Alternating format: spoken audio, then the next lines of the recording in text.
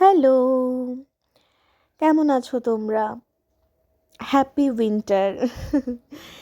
তাহলে চলো দেখে নিই আমার একটা vlog, what I it in a day. সকালেই আমি খেয়ে নিয়েছিলাম চাউমিন।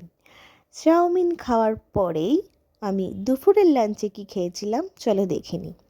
তো দুপুরের লাঞ্চেই প্রথমেই ছিল গরম গরম ধোঁয়া ওঠা ভাত, ধোঁয়াটা নিশ্চয়ই তোমরা দেখতে পাচ্ছ।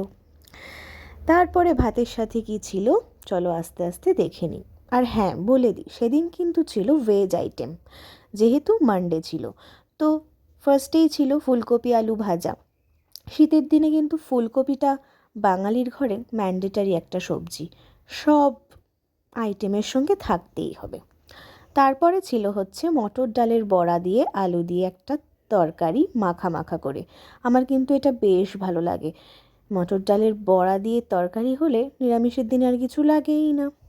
তারপরে ছিল হচ্ছে কি বলতো, বেগুন পোড়া। এটাও কিন্তু শীতকাল স্পেশাল রেসিপি। তাহলে বলো তোমাদের কেমন লাগলো আমাদের মেনু। দেখা হচ্ছে নেক্সট ব্লগে। টাটা।